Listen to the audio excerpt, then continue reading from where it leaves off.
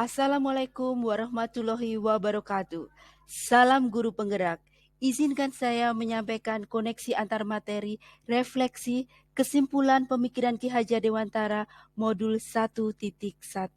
Perkenalkan, saya Hapsari Ayuning Tias, instansi SMAN Cahaya Madani Banten Boarding School, CGB Angkatan 6 Provinsi Banten, kelas 06.22 Banten Safrisal 1. Modul 1.1 mendiskusikan tentang filosofi Ki Hajar Dewantara dan pemikiran-pemikiran beliau tentang pendidikan di Indonesia. Filosofi Ki Hajar Dewantara yang sangat terkenal adalah Ingarso Sung Tulodo, Ingmadio Mangunkarso, Tutwuri Handayani, yang mempunyai makna di depan menjadi tauladan, di tengah memberikan semangat dan di belakang mendorong motivasi. Untuk memahami filosofi tersebut secara mendalam, maka kita perlu memahami intisari pemikiran Ki Hajar Dewantara tentang pendidikan. Intisari pemikiran Ki Hajar Dewantara. Guru jangan hanya memberi pengetahuan yang perlu dan baik saja, tetapi juga harus mendidik murid akan dapat mencari sendiri pengetahuan itu dan memakainya guna amal keperluan umum. Pengetahuan yang baik dan perlu itu manfaat untuk keperluan lahir dan batin dalam hidup bersama. Ki Hajar Dewantara. Hal itu menuntut kecakapan dari seorang guru untuk mendidik siswa-siswinya. Dalam menuntun, mendidik, dan mengajar seorang anak, guru diharapkan mampu memahami dan mengetahui tentang kodrat anak, yaitu kodrat alam dan kodrat zaman. Menuntun kodrat alam anak. Anak bagaikan selembar kertas yang sudah memiliki tulisan namun belum nampak nyata. Tulisan yang belum nampak nyata itulah yang disebut sebagai kodrat alam, sifat dan lingkungan. Disinilah letak peran guru sebagai pamong untuk menebalkan tulisan supaya nampak nyata dan menuntun anak supaya laku anak menuju ke arah yang baik. Agar anak bisa mencapai keselamatan dan kebahagiaan setinggi-tingginya supaya bisa bermanfaat bagi dirinya sendiri dan masyarakat. Bagaikan penggambaran seorang petani, guru bagaikan seorang petani ketika menanam jagung. Tiap-tiap biji jagung yang ditanam pastilah mempunyai kualitas masing-masing. Petanilah yang harus mencangkul tanah dengan telaten, memberi pupuk yang terbaik, serta memberi air yang cukup, supaya jagung dengan kualitas apapun dapat tumbuh dengan baik dan subur. Begitulah cara seorang guru menuntun kodrat alam anak dengan memberikan tuntunan yang baik supaya anak memiliki budi pekerti yang luhur. Selain kodrat alam, seorang guru juga harus mampu menuntun kodrat zaman anak. Untuk menghasilkan jagung yang berkualitas dibutuhkan kecakapan petani dalam memilih pupuk yang sesuai dengan biji jagung dan kondisi tanah. Begitu juga seorang guru ketika menjadi pamong dalam memberikan materi harus memperhatikan kodrat zaman anak. Kodrat zaman berisi isi dan irama. Isi merupakan materi ajar, sedangkan irama berisi tentang kesesuaian perkembangan zaman. Maka, ketika seorang guru ingin menebalkan laku anak, harus menyesuaikan atau menyelaraskan materi dan perkembangan zaman.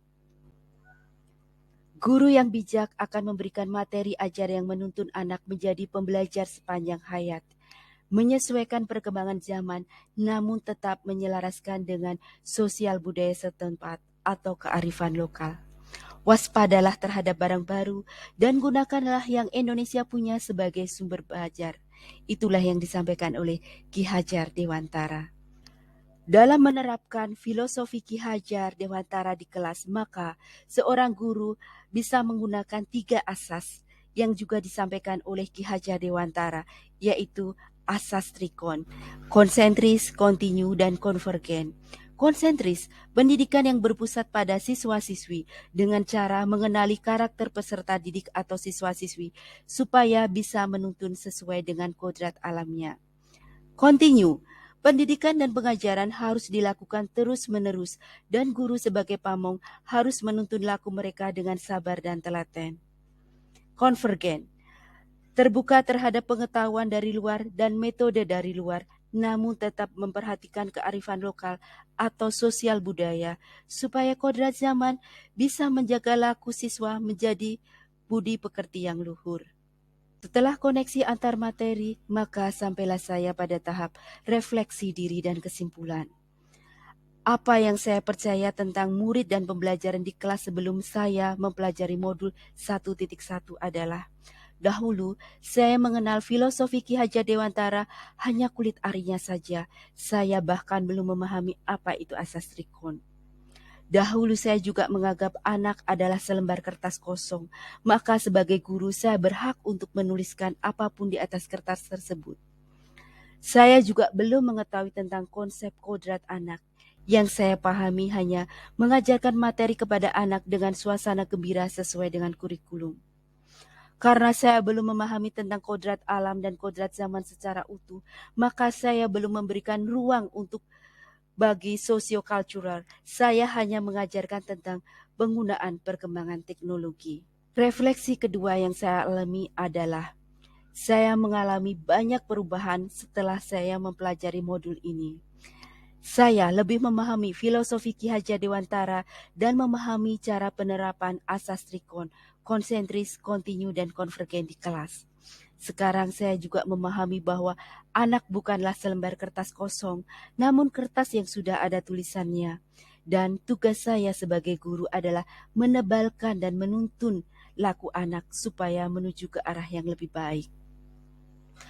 Guru menuntun laku siswa supaya memiliki budi pekerti yang luhur dengan memperhatikan kodrat alam dan kodrat zaman. Saya juga memahami tentang metode pengajaran berdasarkan usia, sehingga saya bisa mengajarkan wiraga, wirama, dan wirasa. Selanjutnya adalah penerapan pemikiran Ki Hajar Dewantara di kelas. Asas konsentris. Mengenali karakter peserta didik, mengenali latar belakang budaya anak, gaya belajar, dan bakat minat anak yang bisa saya lakukan dengan bekerja sama dengan guru BK dan wali kelas. Selanjutnya, saya melakukan asesmen diagnostik kognitif dan kognitif untuk mengetahui pengetahuan awal siswa dan untuk mengetahui kondisi psikis siswa.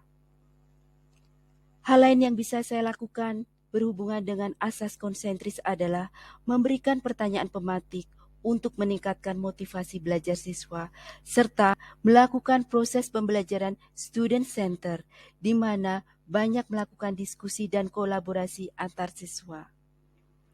Selain itu, pada tahap akhir pembelajaran, saya akan melakukan refleksi bersama untuk mengetahui pemahaman siswa dan apa yang dirasakan siswa setelah pembelajaran usai. Pada penerapan asas kontinu di kelas, saya juga melakukan proses pembelajaran student center, di mana anak-anak berdiskusi dan saya memfasilitasi mereka dalam melakukan diskusi. Saya juga mengajak siswa berkolaborasi dalam mencari sumber belajar. Saya juga tidak hanya memberikan feedback, namun juga memberikan feed forward supaya siswa menjadi pembelajar sepanjang hayat. Melakukan remedial untuk siswa yang belum mencapai kompetensi yang diharapkan sesuai dengan level siswa. Melakukan pengayaan untuk siswa yang sudah melampaui kompetensi yang diharapkan. Serta melakukan refleksi bersama untuk mengetahui pemahaman siswa. Penerapan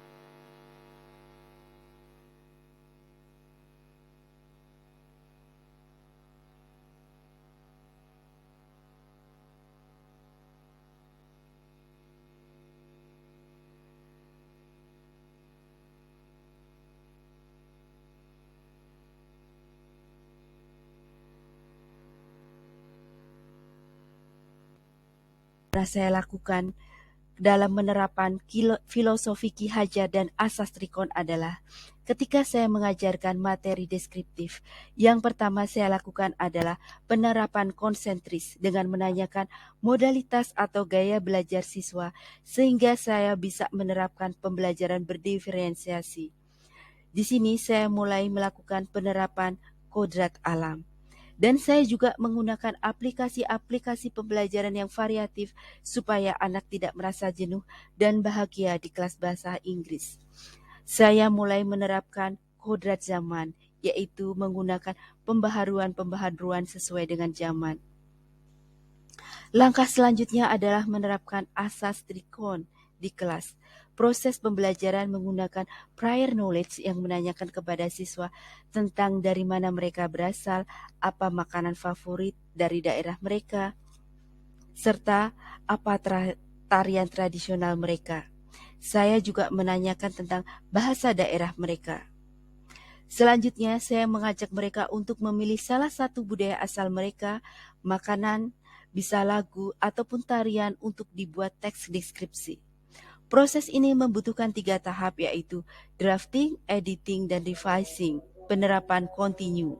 Setelah penerapan revising dan teks tersebut sudah menjadi final, maka saya menggunakan aplikasi Book Creator untuk membuat e-book yang berisi tentang cerita daerah mereka. Penerapan konvergen. Semoga apa yang saya sampaikan ini bisa memberikan manfaat untuk diri saya sendiri dan untuk teman-teman sekalian guru-guru hebat di Indonesia. Assalamualaikum warahmatullahi wabarakatuh.